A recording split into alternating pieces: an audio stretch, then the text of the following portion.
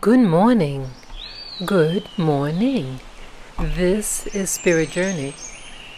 And right now, it is Wednesday, October 23rd, 2019, and the time is 10:11 a.m. in the morning. I've been up for a couple of hours. This is going to be a general talk. I'm going to talk about different subjects. What I did so far. Today, I slept in the living room area in my apartment, and I did get up early, relatively early, to walk my dogs. When I was a student, I used to get up and try to be out the house no later than 7:30 a.m. in the morning. Well, I left the house today at about 7:45, and I walked my dogs. The weather was cool. It was nice. I dressed in layers. It's like 50-something degrees, and I took a leisure walk with my pack. I have 3 little dogs, as many of you know. Little, what you call lap dogs. A Havanese, a Shih Tzu, and a Pekingese. I've been under a lot of pressure lately. I call it growing pains. And so I want to try to capture some of these moments that I go through. But it's all a learning process that, in life, you're not always going to feel 100% perfect. You have ups and downs, and that's all what's happening right now. I really am blessed. I really am. When you look around, there are a lot of people who don't have. So this video, or I should say my audio file for the day, is really to share my thoughts, to get you thinking about your own life, and to share certain insights or observations that I encounter in this walk. I want to try to get up early and get my day going, because for one, I think it's a good thing to get up early so you can do more. Get up early so, the quiet of the morning, and walk my dogs, since they generally like, calm, peace and calm. And so, it's nice. It gets me thinking, getting in that fresh air, and notice the trees and everything. I like looking at nature. It's very relaxing. And so it helps relax my mind. So that's also why I want to do this. I need to relax my mind. I want to now talk about what they call the I, the letter I. I was watching a video yesterday, and it got me thinking. I've heard about this thing, about the I, about consciousness. The who are you? Okay? I think this is very important, because, we wake up, each individual on this planet, we're all born into a system. A system, I call it a program.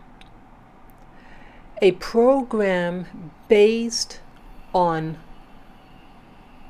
the community you're born in, the country, the town, all layers, your family, offspring, siblings. All these things help shape you, control you. And yes, I really do believe that there is a matrix out there. Something like the movie The Matrix.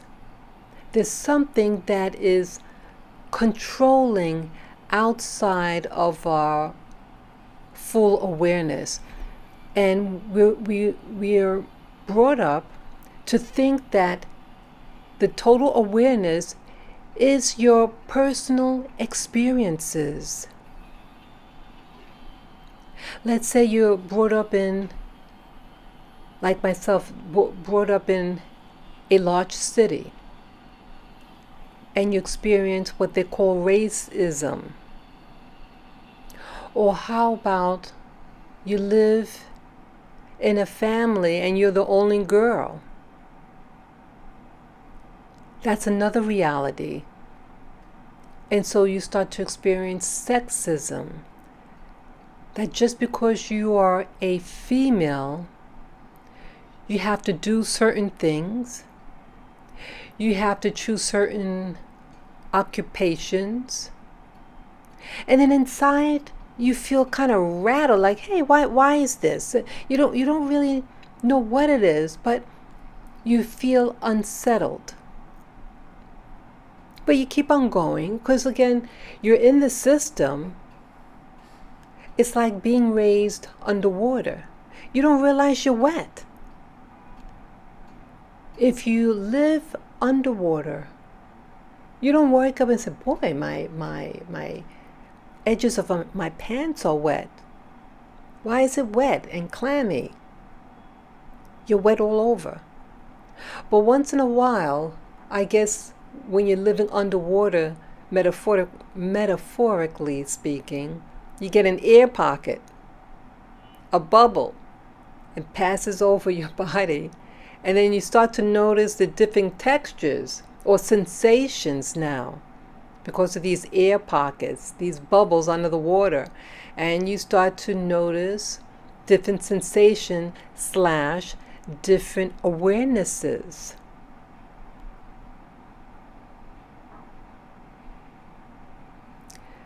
Or like a glitch.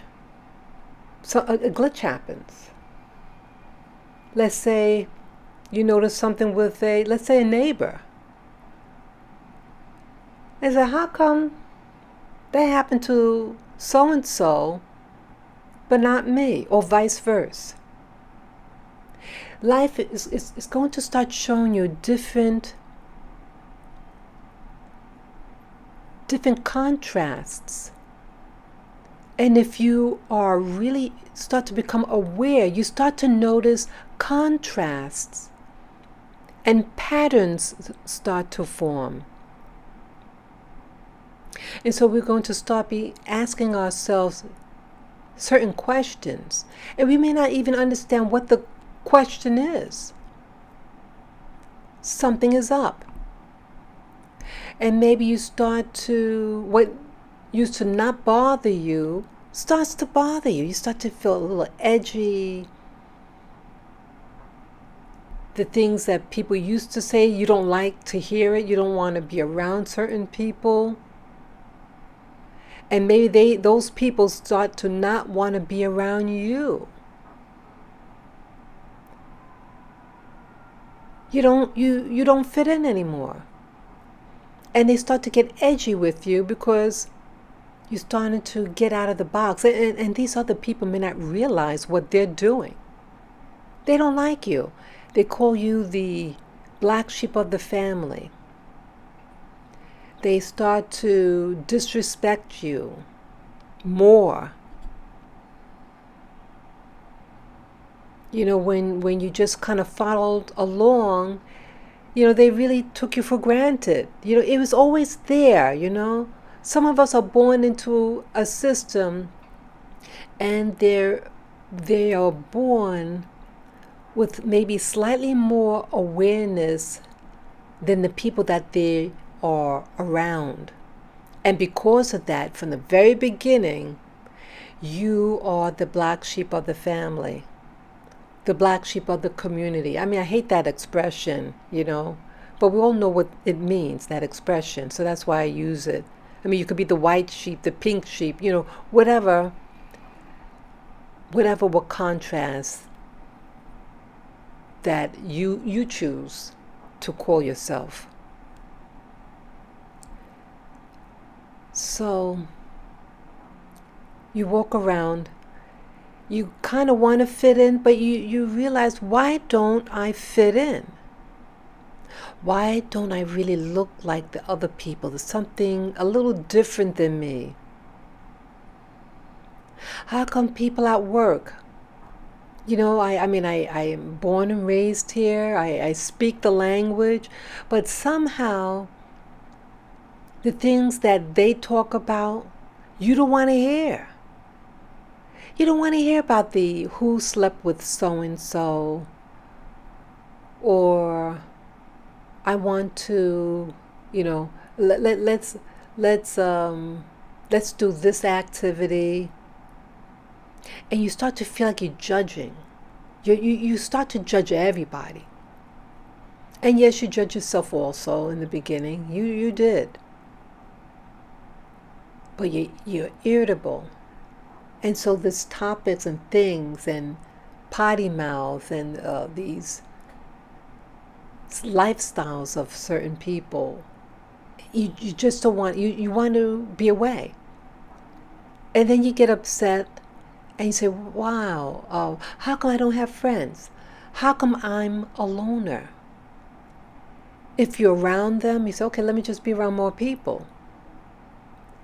But you really can't get that deep because there's no connection really. It's that peripheral. Hey, how you doing? Oh, nice. Oh, the weather's nice. Something, surface talk is okay. But you really can't get deeper than that. So I started, I'm asking more questions now. And the I question. This video that I saw the other day, it talks about consciousness. Like, they were saying that there are technologies out there, and there are technologies that work on energy. They say that we're all energy. Thought is energy. And that people, scientists, understand this concept. They work with the mind. The whole point is controlling the you, controlling every aspect of you. See, it's part of the program. There's that social program that I talked about earlier. But then there's a programming that is really, really stealth.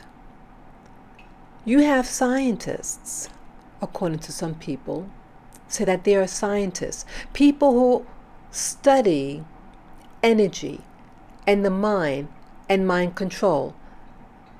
Like in World War II, what they call MK Ultra. Used to be classified. Now it's released to the general population. Now anyone can get access to those files regarding the MK Ultra. You have people who studied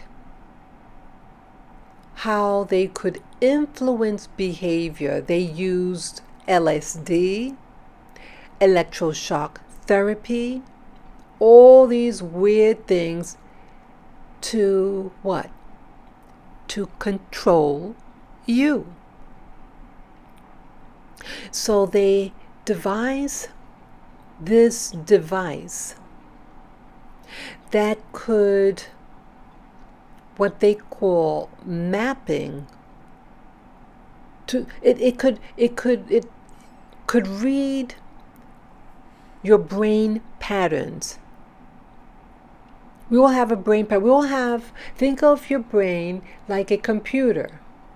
Okay, we're in the computer information age. And your brain being a computer, it doesn't create anything. It just receives data and transmits data out. That's all. So it's like a deep pole, in and out, in and out. And what comes in affects your biology. It controls your activity. And so, many of you now are familiar with what they call like the Bluetooth. You have things that are wireless. Like the computers. Let's say you have the Mac computer and the iPhone and the iPad. All those devices could communicate wirelessly between each other, because again they're compatible. They're built to interact with each other. So you could download information. Let's say you went outside and using your smartphone, your iPhone, and maybe you took a tape, a video, something, and then you go home, and then you could what they call airdrop pictures, audio, video onto your iPad or your Mac computer. Things are getting all wireless.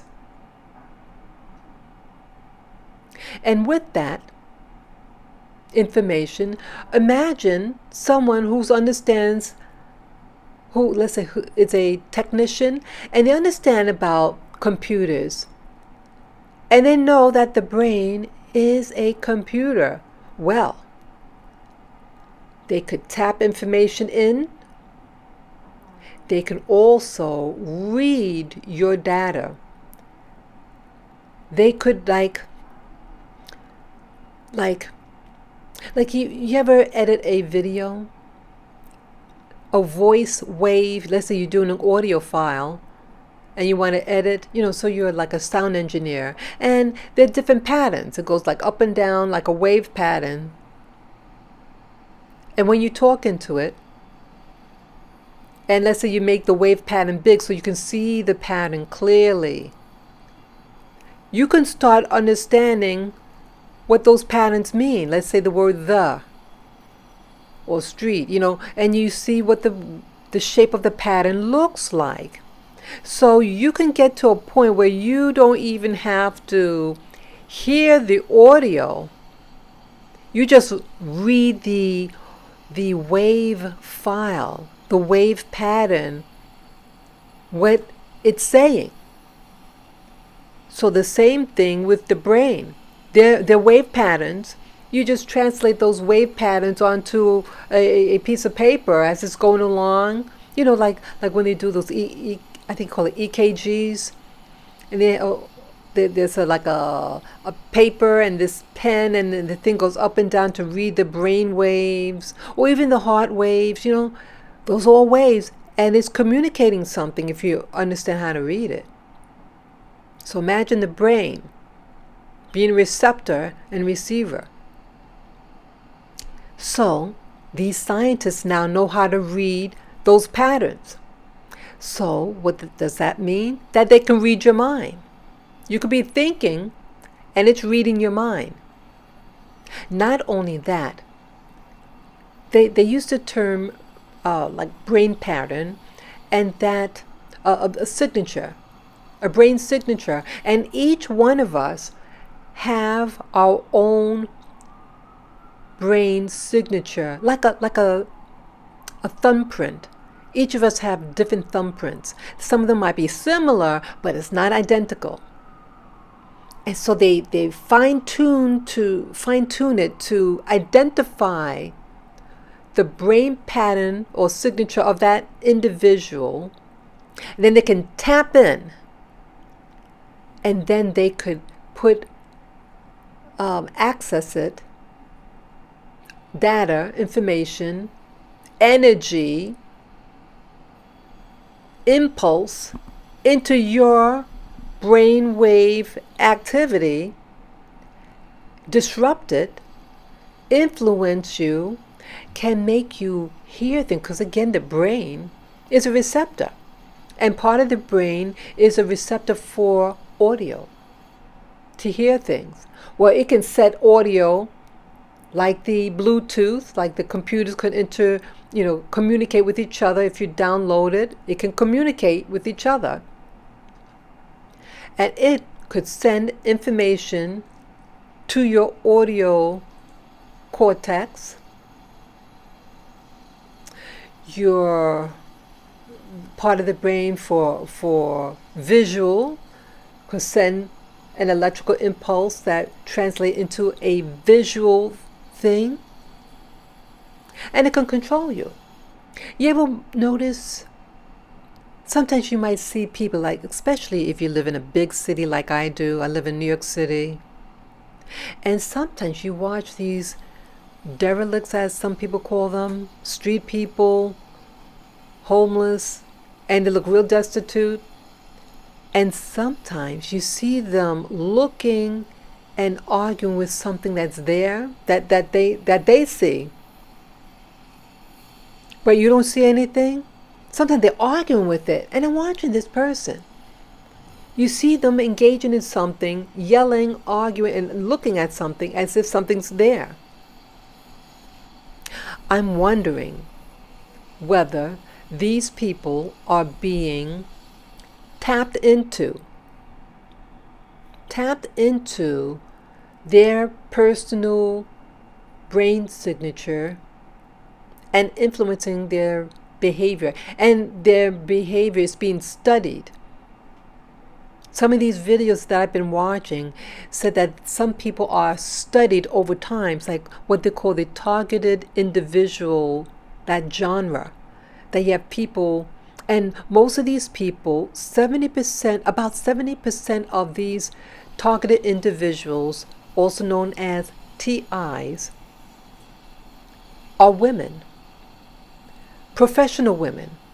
They're not street people, and these are usually professional women, and they're in their 30s or 40s, and one day, boom, they start hearing voices or encountering sensations in their body.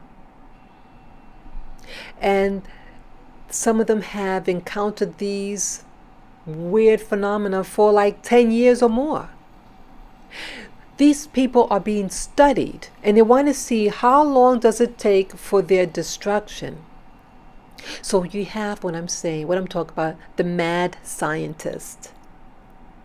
And you notice a lot of these scientists, when they start mentioning the last name of some of these people in history who studied the mind and in these special programs, start noticing the surnames of these people. You're going to start seeing a pattern. And it's just very questionable. So I started asking myself, okay, so you have these technologies, and that they can tap into your own mind, your thoughts, and put in a thought in your mind.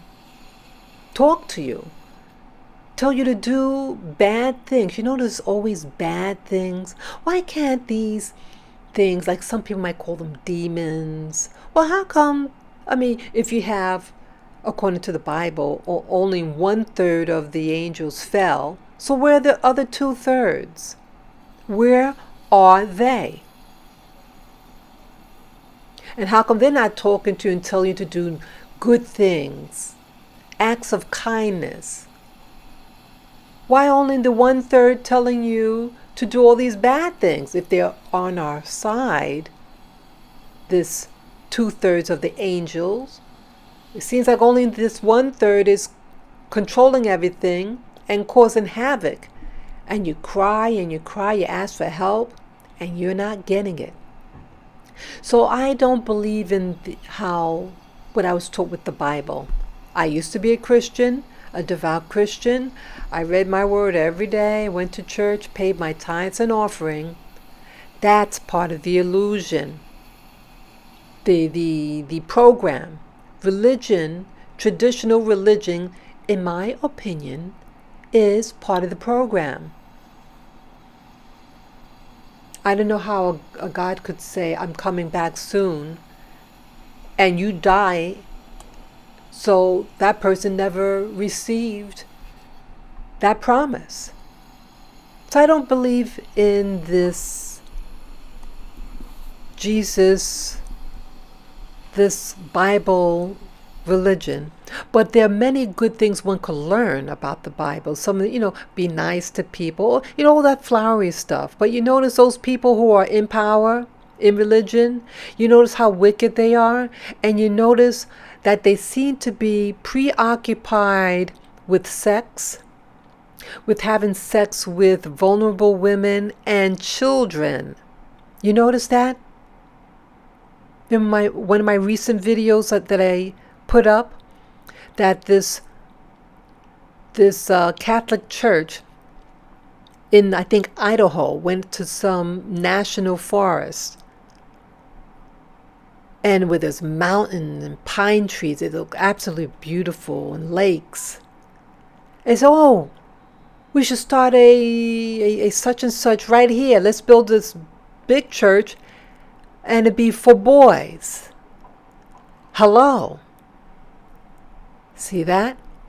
Why does this religion always seem to be preoccupied with secrecy and children and sex? I was watching a video yesterday. You had these young people. It was on this paternity show. Find out who your daddy is. And these people, they're adults, young adults, and they're having sexing it up in the church with church members. It was disgusting. Why is this? Why doesn't religion bring holiness? There's nothing holy about religion.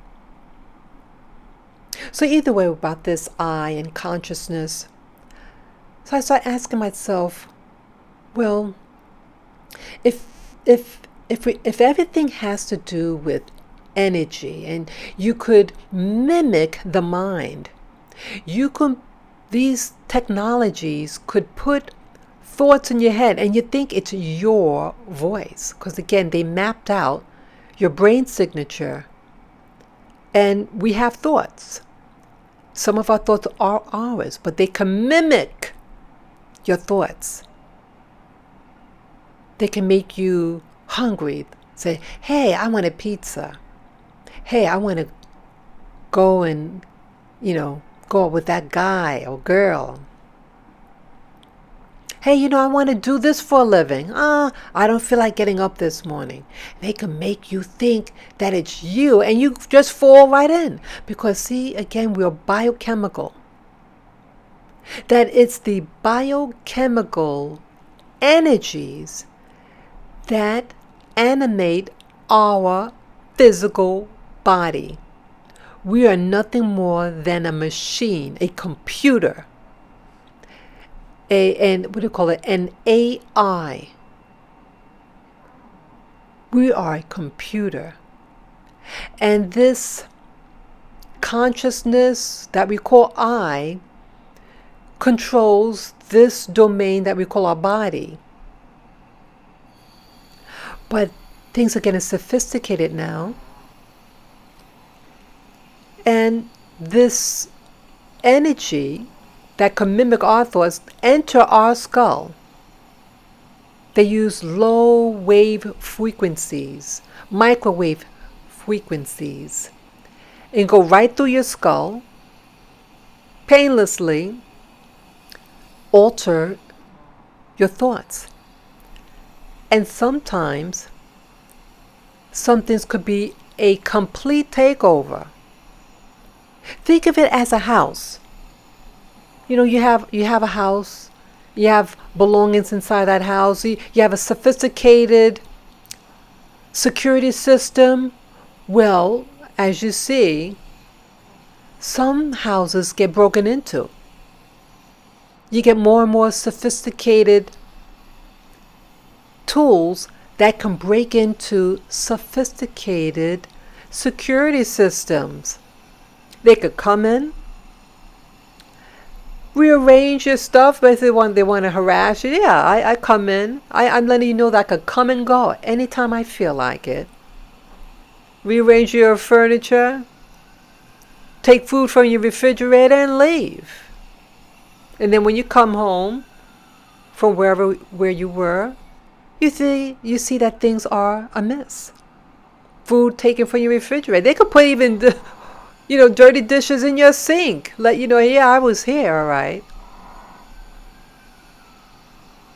That's what's happening, I think, according to some of these people that give this information over YouTube and other social media. They have this power.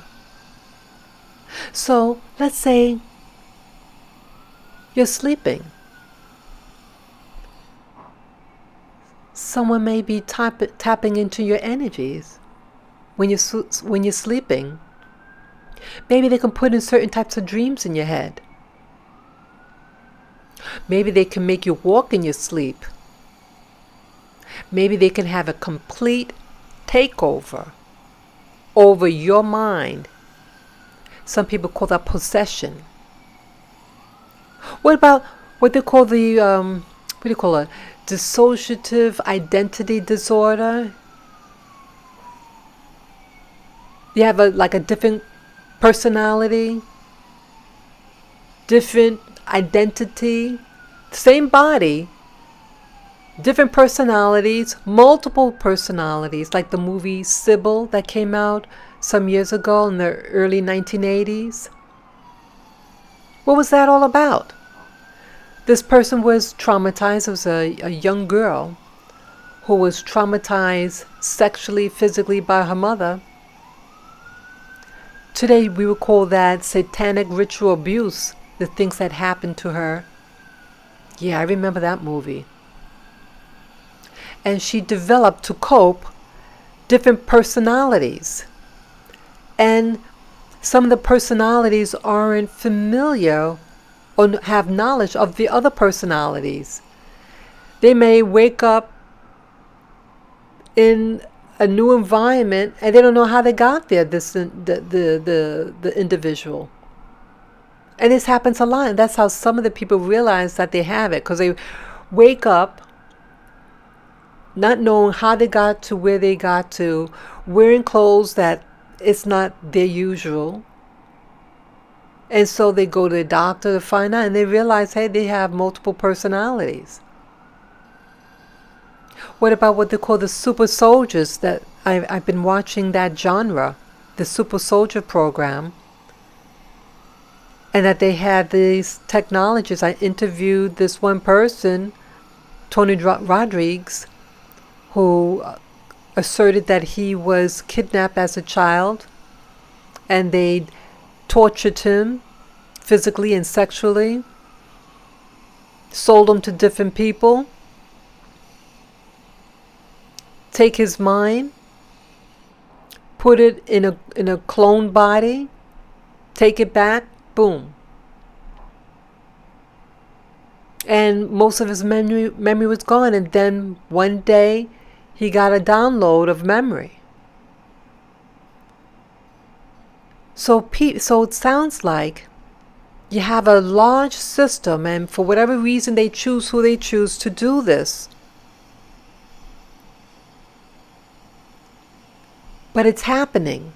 When you check around, it seems to be happening. At least now it's being discussed, since now we have the internet and we're able to share information with one another. So where does the I go? Your consciousness go? Where does it go? I mean, it has to be somewhere. Let's say when we sleep. We don't always remember where we go mentally when we sleep. But it's a part like a dormancy. No memory. All those people that have multiple persons, where does the I go? Where is it stored? I'm thinking more and more that what if there's a large room somewhere out there? You know, this large room has many beings or personalities all together. And they are assigned a body to animate like an avatar. You guys saw the movie Avatar, okay? The guy in the movie is actually inside some device, and his consciousness was able to go into this other body and then hang out in this other world, like a robot, like a remote control. Animate, its mind was able to animate the body, interact, and even engage in sexual relations. Doesn't that sound very similar to this movie called They Live? That movie came out in the 1980s. That you had beings on the outside, they looked like the general population, but inside they were actually something else. And they were able to distort your visual cortex through this electronic, like an antenna that was on top of a building, and it intercepted your visual cortex to see what they want you to see, to deceive you. And those few that were actually some other creature, there weren't as many. There was more humanoids than these creatures. But these creatures were in positions of power. I think something like that is going on. This hijacking. We are being hijacked by who knows. And I think people are learning how to hijack. Like, I think you have a system. You have what they call the people who's really in control, that's tapping into humanity. But then but you also have people who are learning the same craft as these entities or whatever, doing things to other people like themselves. So again, it could be like a room, and this room is filled with different personalities, and they animate these bodies of ours. They animate the animals, because those animals, when you watch them when they sleep. I have 3 little dogs, and you can hear them sleep in the background. Some of you, if you hear them, that's them snoring. Yeah, they dream. You see their eyes going. Sometimes they start to bark in their sleep, and like they're running. Yeah, their mind is somewhere else. They're engaging in something. We're no different than these animals.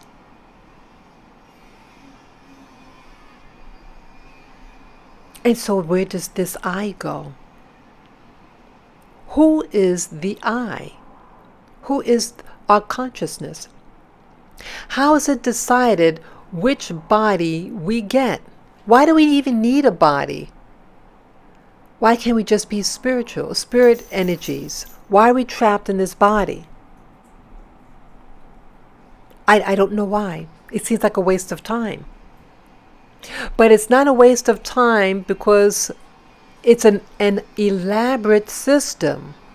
I'm looking right now out my window. I live in a big city and looking at all these high rises. It's very important to these beings to set up this social system. They keep building more and more buildings. But in the process, there's more and more poverty, and you also have more and more people with money. It's a system, and it's like it wants to regenerate itself, going on and on and on. Can't figure it out. Let me talk about something else now. I think it's all related. That, see, in this matrix system, it's all about, they want to keep your focus off certain things or on certain things. It's a distractant. And I noticed, like, over YouTube, Like you notice, like I've had my channel for several years now. It's growing slowly. It's slow growing. I have been told by some of my subscribers that they stopped getting notification even though they subscribed. And these are savvy YouTubers, these individuals that I'm thinking about. They know about clicking on the bell. You know, you press the subscribe and then a little bell shows up and you click on the bell. So you get all notifications. It's like, where are these people going? Yes, of course. Some people, move on and, you know, they get other interests, and that's fine. But I started asking questions when I noticed like certain topics, and I'm sure this one is going to be the same thing, that they limit your ability for monetization. They say not suitable for most advertisers. Okay? And they've already pulled two of my videos earlier in the year. I think it was in April or May they did this. Yeah, they did that to me. But I'm starting to notice something. Those videos that really, wow. I learned of a young man, a teenager, 18, who had reached in the millions of subscribers. Millions. And what they do. Now again, this is not a put down to anyone who's successful, and a teen at that. And it turns out the people who support his channel are 10 and 12-year-olds. And I'm thinking to myself, why would a 10 or 12-year-old watch the type of content he does? I would think someone his age or old, young adult, not children. So, again, you have the algorithms over YouTube, and these algorithms allow for how much they're going to suggest certain videos to viewers.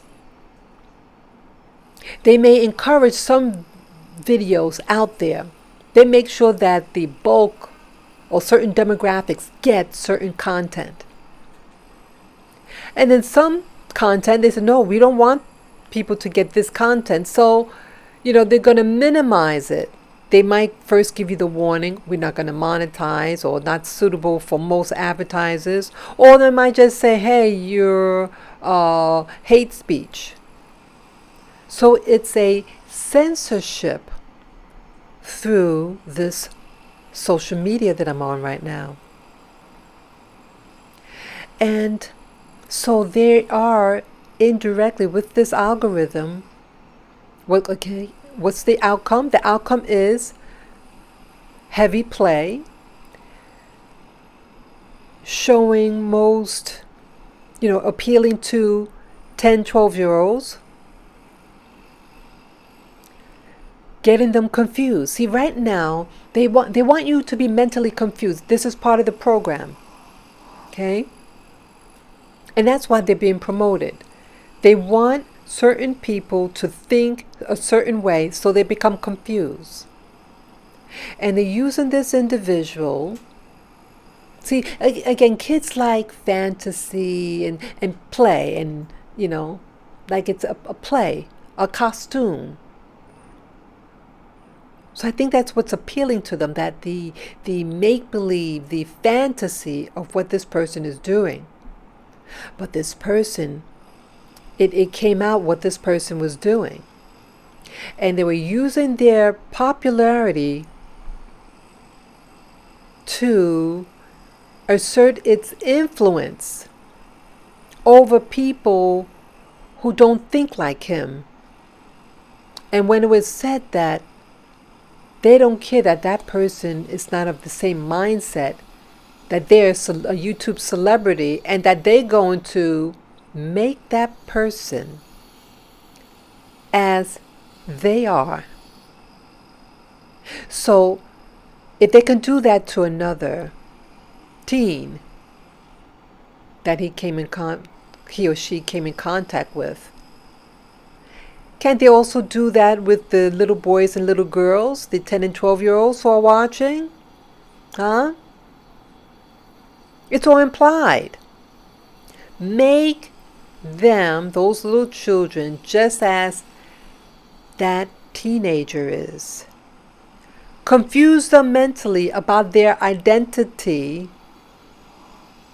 See, when you have control over someone's identity and make them believe that there's something else, that is mind control. And that is being promoted through the algorithms, through making sure their videos get heard, making sure that their subscribers get their videos when it comes out. You know? So it's promoting and demoting. But those people who want to awaken others, their content isn't shared. Their contents aren't given the monetization as the others. So you become poorer than the other content developers. So social media is no different than what happens in the public. When you go out, let's say you're looking for a job. Well, if you're a certain type of person, they will not hire you. If you're a certain type of person, you cannot live in certain locations. If you're not of a particular club, you cannot even be a member of certain clubs. It's a network of control. And they're telling you, letting you know, you're not allowed. You're an outsider. We don't want to promote you. We're going to promote others, and we're going to demote you. We're going to pay you less money. So again, less money means less ability to have the type of lifestyle you want to. Let's say you need money to education, money for healthcare, money for food. So you get the scraps. You can only afford the scraps. While the others who are promoting the type of program to control the 10 and 12-year-olds, you're going to be financially rewarded. Okay? That's what's going on. I also talked about in a recent audio file that I did, remember, about the blacks who are eating this chicken sandwich? What do you see? You don't see white people fighting for chicken sandwich. You don't see that. Why are they targeting you? We're strong. We are a strong bunch of people physically. And in this secret space program, if that's a true phenomenon, they say that they don't use blacks, one person suggested, because it's harder to mentally program us in this, what they call the MK Ultra. We're too mentally strong. So they like the blonde and blue-eyed European because they have more pliability than the indigenous African. But why are we going through this stuff? Well, they may not be able to program us to the same degree as whites who are blonde and blue-eyed. And again, a lot of them tend to be O minus blood type. Black people are, in general, aren't O minus or have the, what do you call, the RH negative blood type. Most of us, most of us are positive, to my understanding. I could be wrong. But either way, they may not have the same type of control, but they still can control. How do they do that? Police force. The police go into black neighborhoods, and rather than protecting black people, many of them are corrupt. Many of them are being programmed, these police officers, not to protect, but to see us as a villain, as the criminal. And so it's like a prison. It's like a war being warred against certain black communities. And I believe that there might be what they call these low frequency machines that they have. You see over in the internet, picture like the what do you call it? The cell towers, the cell phone towers. And they're going into what they call the G5, that stands for Generation 5. And it uses low energy frequencies to transmit these waves / energies, which can penetrate your skull, and it interferes with certain portions of your brain to produce certain behaviors. What are those behaviors? Aggression, mistrust. Don't you notice in black areas, black people in modern urban America, how they don't seem to trust one another? How they actually fight each other? Look in Chicago. They say Chicago or Detroit is the number one homicide against black people, what they call black on black crime. We're being taught to distrust ourselves. This criminality, it's a system. And why still? I mean, whites that control this country early on could have just moved us out of the country. And that's what Abraham Lincoln actually started doing, and moved about 200 families to, I think it was the Caribbean. I think it was the island of Hispaniola. That's where Haiti and the Dominican Republic is. That island. And they perished. And so he did not continue with that relocation of blacks in America. But they could have just left us in a whole new domain, have our own state. They could have just separate living conditions, not segregation, but our own nation. But that didn't happen. Why keep us here and just torture us? Because they still require our bodies.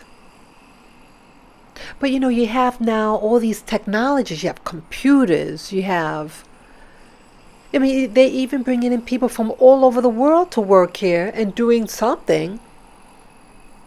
So I don't fully understand why it's a mental harassment that they're doing upon blacks in America. Now you could be black from, let's say, other parts of the Americas and come to the U.S., but you're treated a little differently. They're given some leeway, but especially blacks who are brought directly here as captives are the ones that are really, really targeted. And I don't understand why. It's not needed now. It's not needed. You have technologies, things, I mean, free energy even that's being developed.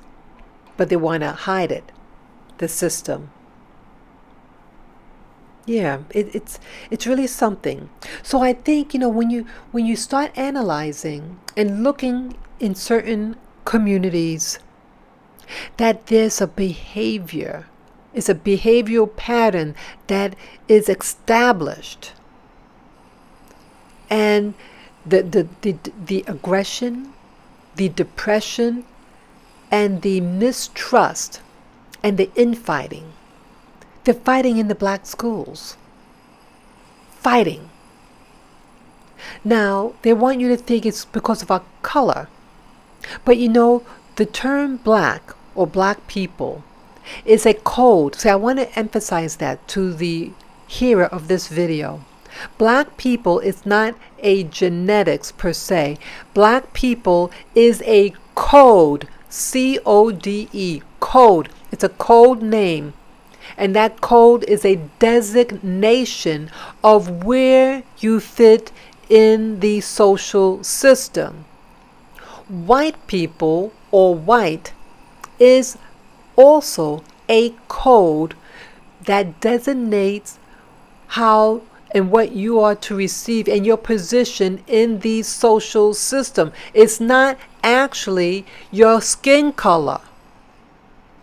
Has nothing to do with skin color. It's about access and where you are socially, where your position of control in this matrix system. You have people from South Asia, like India. You do not see the police officers pulling them over in their cars or in their communities. They are left alone. At least I've personally never seen it in New York City or the tri-state area. Their businesses are left alone. They're allowed commerce. But where American blacks live, their commerce is greatly restricted. And you look at the schools. The schools that have a high percentage of American blacks or West Indian blacks are targeted. They no longer have those programs. I used to belong to a high school that was the top in Queens and considered one of the top in New York City, the regular high schools. They also had, specialty high schools, but the high school I went to was a general one, but it was considered one of the best, if not the best of that time. Now, that school, I was told, is no longer a high school, but now a charter school. And they have in the lobby, as you go in, a machine like when you're going into a prison to make sure you don't have weapons. A thing that will, like an X-ray machine that you have to put your bags in and make sure you don't have weapons. This was a school. This is not a prison. But it's turning into it. And now they're not training the kids in these to become collegiate, to learn the sciences, to learn things that could generate money, to become engineers, professors, all that. It's not being targeted for them. But you look at the newer immigrants from other places, from overseas, they could be light or dark, and somehow that their skin color, whether it be just as dark as mine, somehow they are able to excel, get into doctoral programs, to be able to afford the luxury high-rise buildings here in New York City. They're building them all over New York City, these fancy high-rise buildings. But look who goes in. We're a loyal race. Black people really are loyal people. But we're being overlooked. And other groups are being promoted in order to keep us down. And I can't stop telling you folks that you need to learn to love yourself, because it is a mind game being played upon you. But you are special. And that's why the attack is on you, because you don't realize how special and beautiful you really are. They need that much more power against you in order to keep you down. And so they bring in more and more people from outside to get the key positions that you should have been groomed to do. They're not grooming you to do that. And you need to start being aware and start appreciating yourself and appreciating your fellow brother and sister of the community. You have to look through the deception. They want you separated. They are encouraging you to have children outside of your group. Now again, this is not an anti, you love who you love. You form a family with who wants to form a family with you. I'm only saying, look at the pattern and what is the motive behind the increase of all these. All of a sudden they're interested in you, or they're interested in getting you confused about your identity.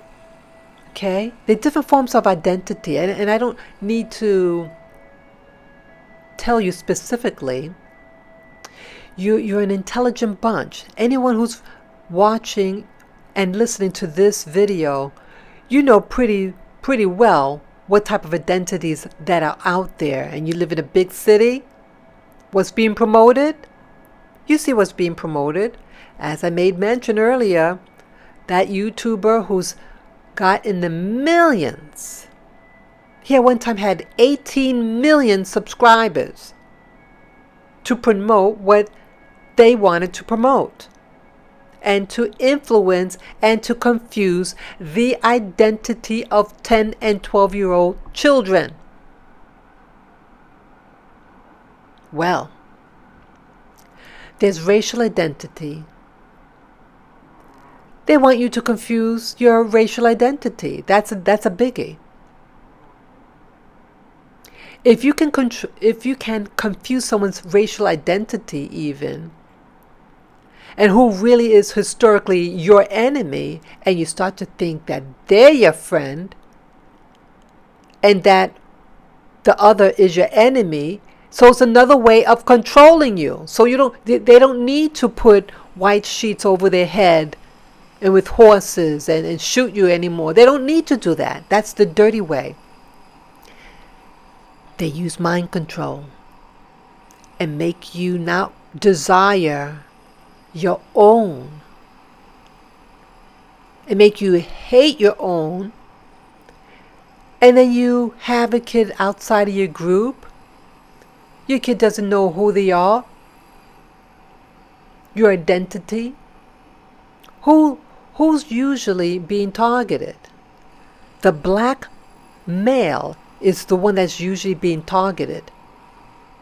And so that means the new woman of his community is controlling the offspring to raise them with an identity that is not of the father, but of the mother. And so the child is raised to think that it belongs to that new community. But as you see, you're still living in the ghetto. You're still living in poverty. And you're not fighting to maintain your true identity. And so that is how they're controlling you. They're controlling you inside your own home with these type of unions. Again, this is not a bashing about being involved with someone of a community outside of your own. You fall in love with who you feel like falling in love with. If they love you and you love them, so be it. But just be aware, is it a trick? Is it part of a system in order to wipe out your identity so you give up the fight?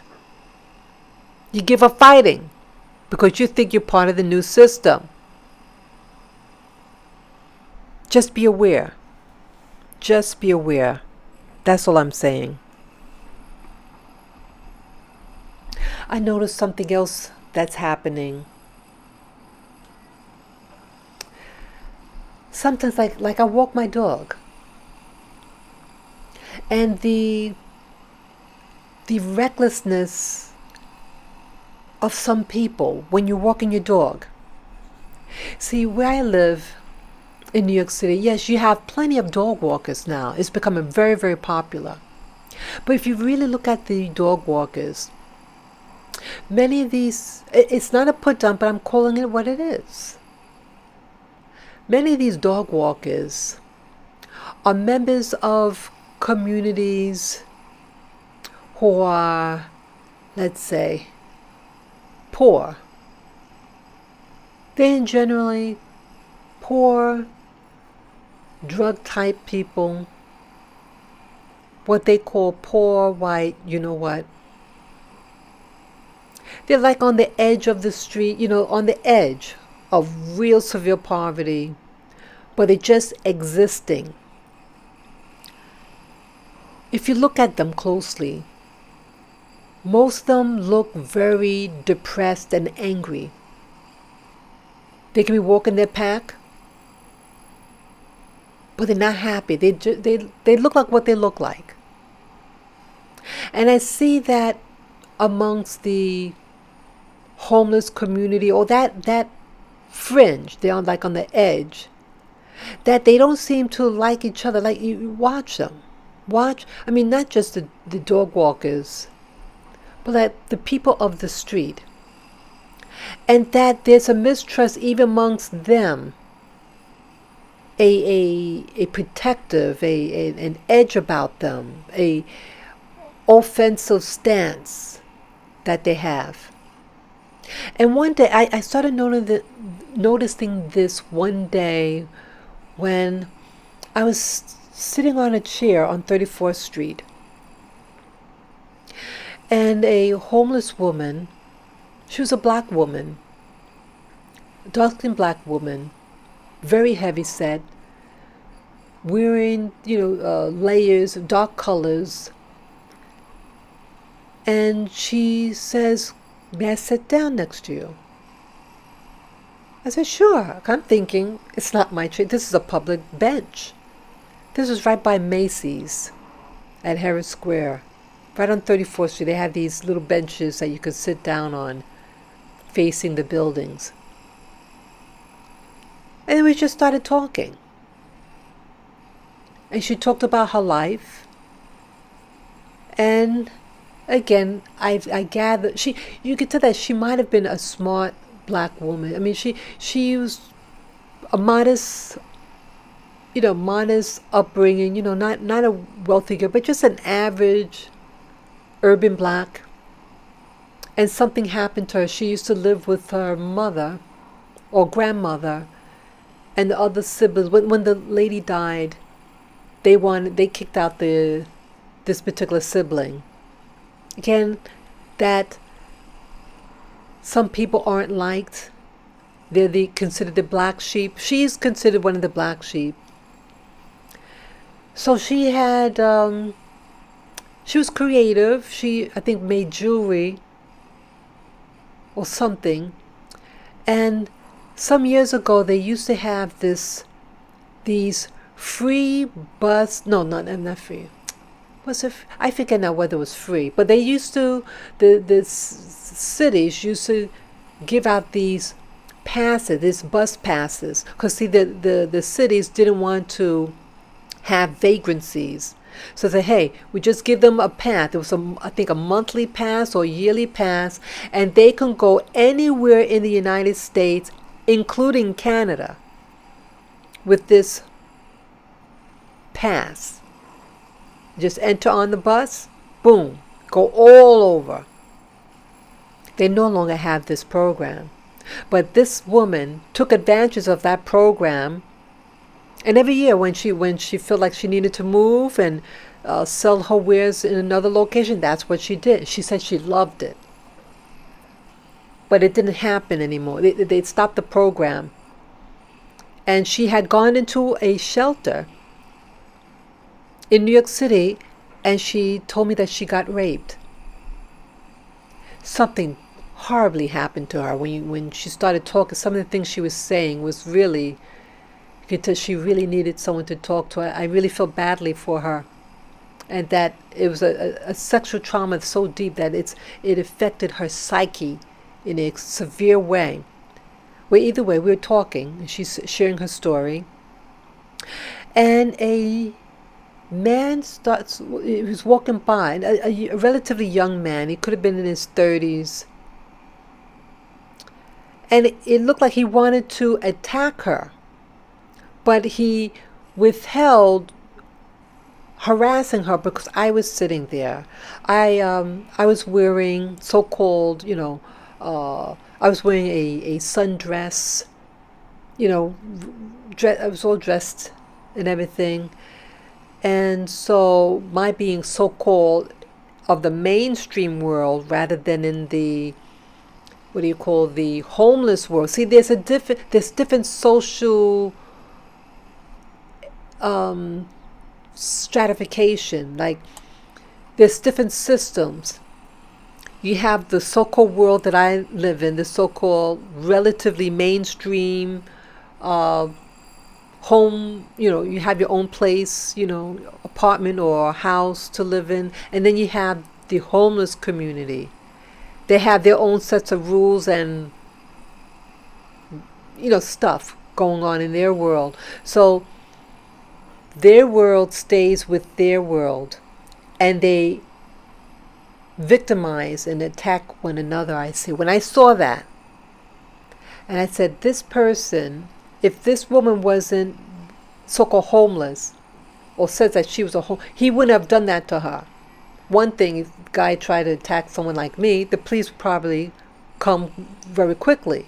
You know what I'm saying? So it seems like that if you're of the homeless world, that is a separate world with separate rules, and that the world I'm in will not protect them from harm. There's actually a video that I saw. It's features rich children.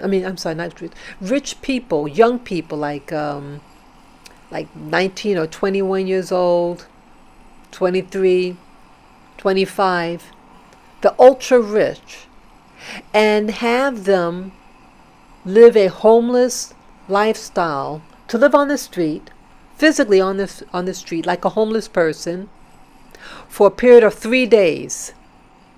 And they're to navigate to see how are they able to navigate in finding a place to sleep, eat, and let's see if they could become something, to get a job if in the system. And so they learn firsthand what it's like to live on the street and what they learned. So it's a different world out there. It's a different world. And it's sad. And I'm thinking about that lady. This was a couple of years ago. This was this was in 2015 when I met this woman. And to see that there's different lifestyles, different domains, some things that I would never encounter because where I live and who I am. It goes vice versa.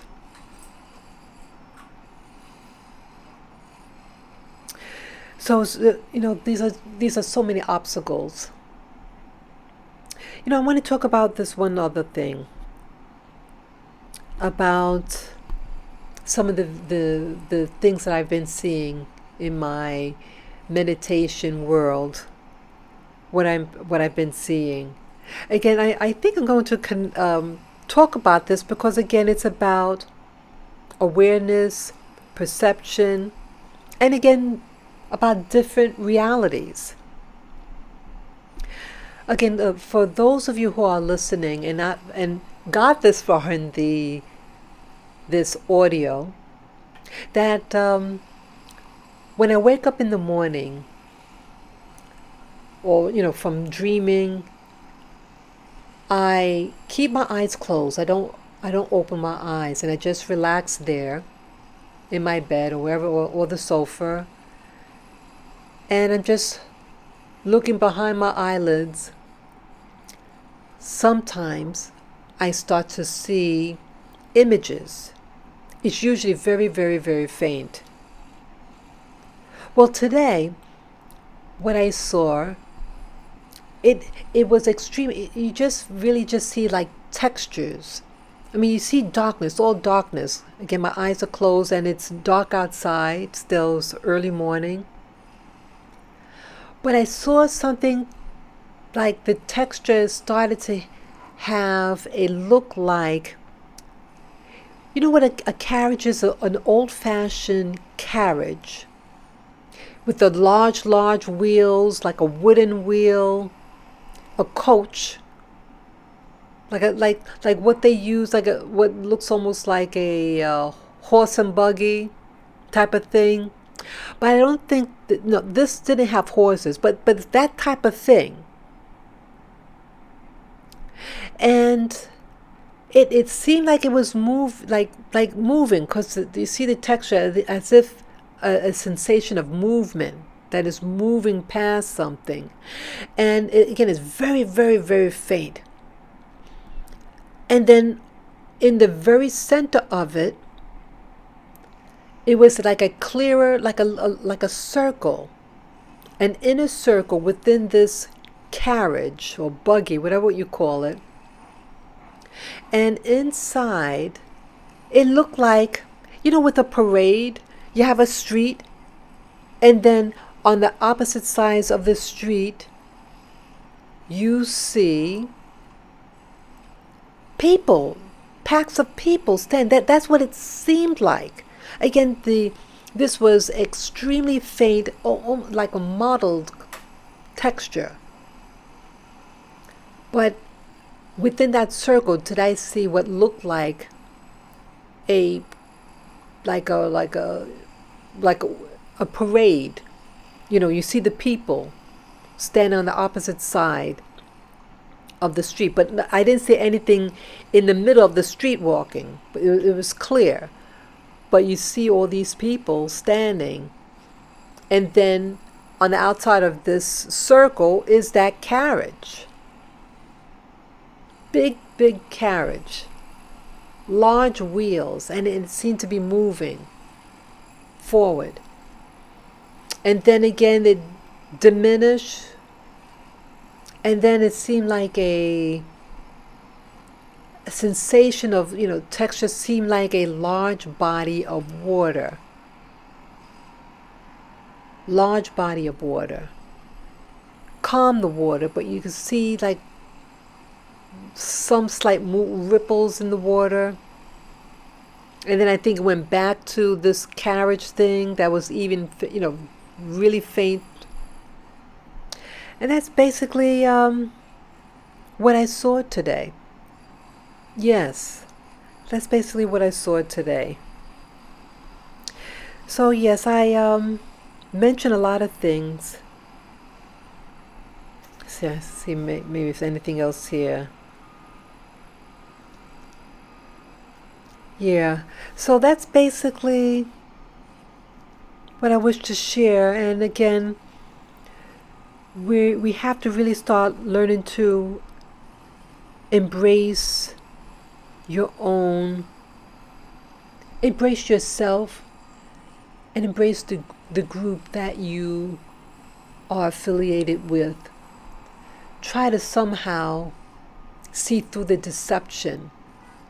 I was raised to see, I was mentally brainwashed in this system as a child.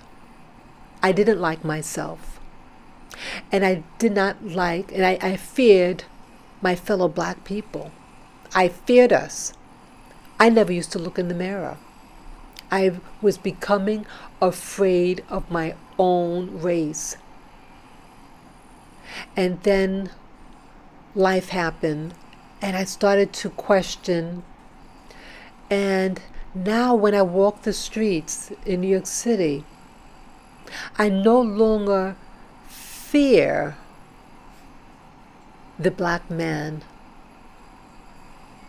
as I used to. See, I was being conditioned to feel that the black man is a sexual predator. I was molested growing up, and that was a big part of it. But we're being taught to fear one another. That's what happened to me. And so now I can have a conversation and truly see the humanity that many of these young black men and older black men are. They just want to be loved, many of them. They want to be understood. And they want to have families. Like, you look at those paternity shows.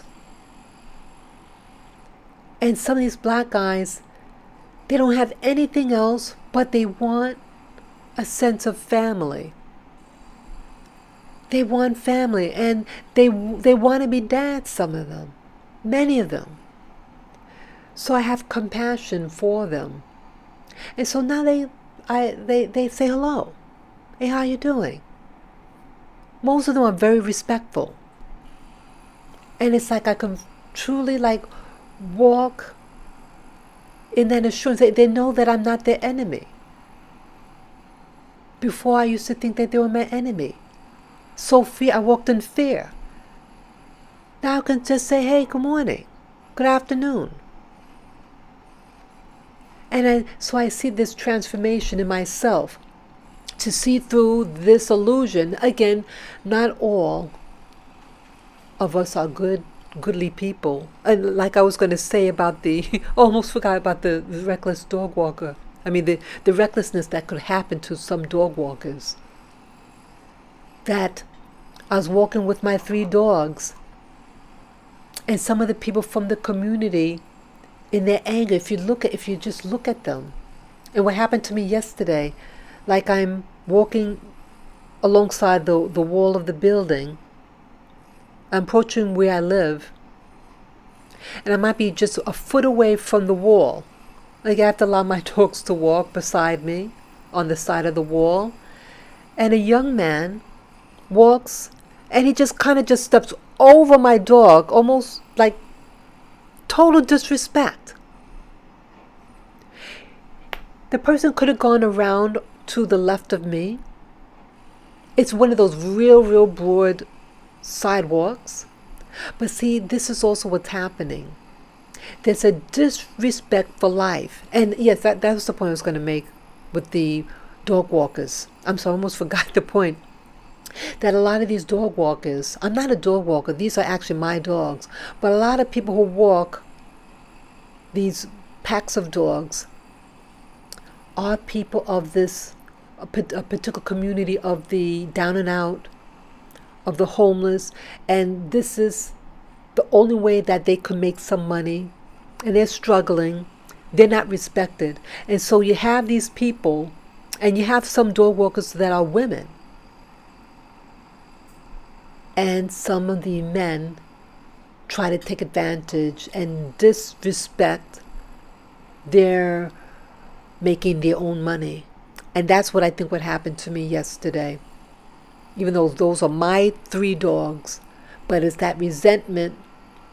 Like, if they think you're from a particular socioeconomic, they're going to somehow, in their own way, try to deprecate you trip over your dog, step over, mess with your space, your personal space. And they do this.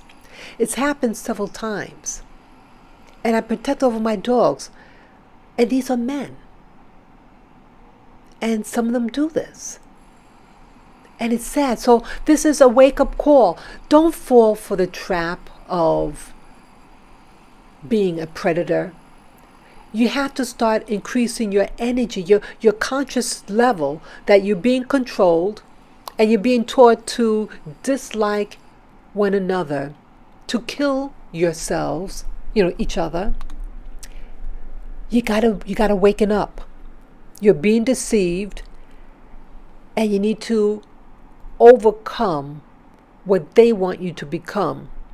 You have to start loving yourself. This man that did that to me yesterday obviously didn't love himself, did not respect life. Some of their mindsets are, well, you have to earn respect. That I've heard that within the homeless community. The people of the street, you got to earn it. If you want something, you have to start giving what you want. You want love, you also have to start giving love. You give hatred, you give disrespect. That's what you get. So you got to stop it, start waking up, and start noticing what's really going on in your circle. Stop the insanity. So, I think I said enough in this this audio file. I really hope that you truly understand where I'm coming from. This is about you all waking up and start firstly getting in tune with yourself, loving yourself, communicate with yourself, start going within. Because when you look out so much, it deceives you. It gets you caught in the vortex of control, of self-hatred, hating your neighbor, committing acts of violence against others and against yourself. Let's stop it and start treating your body, your soul, your spirit with gentleness and kindness. And maybe one day it would feed you back royally and really lift you up.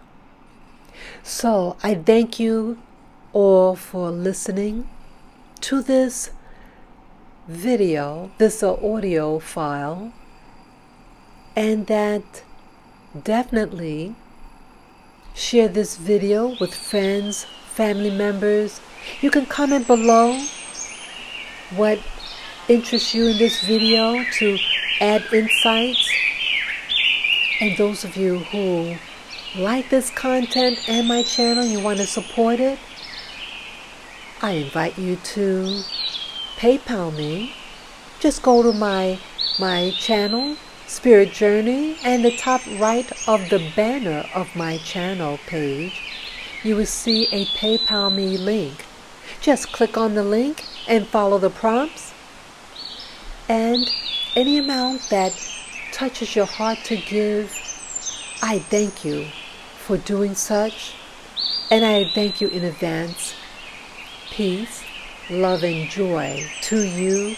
Let's keep on keeping on, guys and gals. Take care and have a powerful day of awareness. Bye-bye.